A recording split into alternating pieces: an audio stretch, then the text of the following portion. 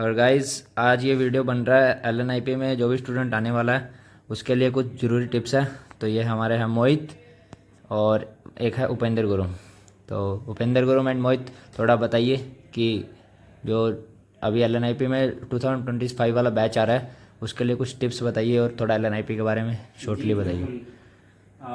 जो भी अभी जिनका एडमिशन हो गया है एलएनआईपी एनईआरसी गुवाहाटी में या फिर एलएनआईपी ग्वालियर में, दोनों में से जिसको भी गुवाहाटी सेंटर मिल रहा है, हम गुवाहाटी सेंटर से बात कर रहे हैं, तो गुवाहाटी सेंटर जिनको भी मिल रहा है वो ये ना सोचे कि एक साल ड्रॉप ले ले ग्वालियर चले जाए। कि दोनों सेंटर सेम ही है, दोनों सेंटर को सेम ही इक्वल वैल्यू मिलती है।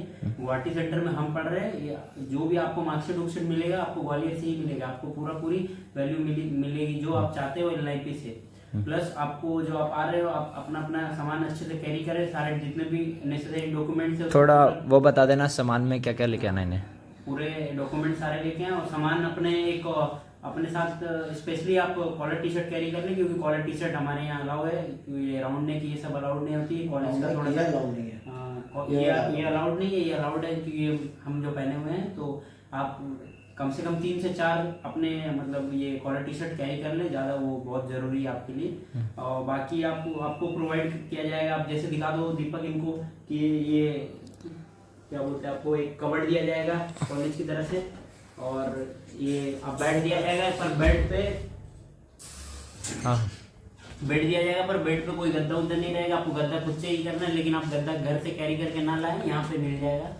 तो आप आराम से आएँ, सब आपका जितने भी नेसेसरी चीज़ें हैं उसको डाल ले। और ये मत सोचना कि आप गुवाहाटी सेंटर मिल रहा है तो आप एक साल ड्रॉप ले, आप ये बहुत बड़ा मतलब आप गलती करोगे आप अगर एक साल ड्रॉप लोगे तो। ये बहुत लोगों ने किया है, वो अभी भुगत रहे हैं। तो कृपया करके आपको अगर जो भी सेंटर मिलता है आप उसको एक्सेप्ट करें और आए आप। मेरा दोस्त मोहित ने कहा कि कॉलर टी शर्ट लाना है, कॉलर टी शर्ट के साथ साथ जीन्स भी लाना होता है कि मतलब फॉर्मल्स लगाना पड़ता है हम लोग को। तो जीन्स लगभग भी 3 लाने से होगा। और इधर गर्मी बहुत होता है, असम में ज़्यादातर ह्यूमिड बहुत ज़्यादा है, तो ऐसे जैसे दूध धोने में भी मतलब इजी हो ऐसा वाला कपड़ा लाना कि मतलब जल्दी जल्दी सूख जाए और जल्दी लगाने को भी मिलेगा। और आप कुछ बोलना चाहते हैं? मैं बोलना चाहूँगा अपग्रेडेशन का लेके जिन्होंने फॉर्म, जिनको जैसे कि गुवाहाटी सेंटर जिनको मिला है उनको अगर अपग्रेडेशन चाहिए होगा ग्वालियर के लिए, तो अगर उन्होंने अगर फर्स्ट प्रेफरेंस डाल के अगर गुवाहाटी आ रहा है तो फिर उनको अपग्रेडेशन का फॉर्म नहीं भरने को मिलेगा। लेकिन अगर आपने ग्वालियर सेंटर भरा है और आपको गुवाहाटी सेंटर अलॉट हो रहा है तो आप अपग्रेडेशन का फॉर्म भर के अगर वहाँ पे सीट खाली होगी, वैकेंट होगी, तो आपको वहाँ पे भेज दिया जाएगा। लेकिन अगर वहाँ खाली नहीं रही सीट तो फिर आपको आपको परस्यू करना पड़ेगा, आपका बीपी डिग्री 4 साल के लिए आपको यहीं पर रहना पड़ेगा। पर देखें तो दोनों सेंटर अच्छा ही है, उधर ग्वालियर भी बहुत बढ़िया है, इधर भी बहुत बढ़िया है। हाँ, आपने तो एक्सपीरियंस किया ना कि गुरु आप वहाँ गए थे ना ऑल इंडिया के। 2 बार गया हूँ, एक तो कराटे में ऑल इंडिया गया हूँ और सिलेक्शन के लिए वेट लिफ्टिंग में गया हूँ। और रही बात ऑल इंडिया की, ऑल इंडिया का बोला जाता है कि मतलब ग्वालियर सेंटर और गुवाहाटी सेंटर दोनों से अच्छे लोग जो अच्छा खेलते हैं कंबाइंड टीम मिलता है ना, कंबाइंड टीम जाती है, जो अच्छे प्लेयर्स होते हैं उन्हीं को लिया जाता है। ऐसा नहीं कि ग्वालियर से ही प्लेयर जाते हैं, गुवाहाटी से भी हमारे ये सामने बैठे हुए ये लास्ट ईयर ऑल इंडिया खेल गए थे, हमारे बैच से मैक्सिमम आदमी लोग खेल गए हैं। मैं भी लास्ट ईयर ग्वालियर तक गया था, सिलेक्शन नहीं हुआ जो था, डिजर्विंग होता है उसे अपॉर्चुनिटी मिलता है। बिल्कुल जरूर। तो आप लोग आए और पढ़ाई का सिस्टम भी बहुत अच्छा है। जैसे सुबह से लेकर शाम तक हम लोग इतना बिजी रहते हैं कि हम लोग के पास फ़ोन चलाने का टाइम नहीं रहता। फ़ोन तो हम लोग इतना यूज ही नहीं कर पाते हैं ना। जैसे सुबह मतलब 5 बजे से लेकर कंडीशनिंग रहता है। थोड़ा इन्हें वो शेड्यूल बता दो ना सुबह का क्या रहेगा। शेड्यूल आप थोड़ा बता दें, मैं थोड़ा बता देता। मैं सुबह का शेड्यूल बता था। सुबह अभी हमारा 2 सेमेस्टर चलता है, जैसे कि एक साल में एक इवन चलता है, वो ओड चलता है। जो ओड सेमेस्टर होता है उसमें कंडीशनिंग चलती है। अभी ओड चल रहा है, हमारा 3rd सेमेस्टर चल रहा है, तो इसके हिसाब से हमें अभी सुबह कंडीशनिंग होती है, तो हमें 5 बजे जाना पड़ता है।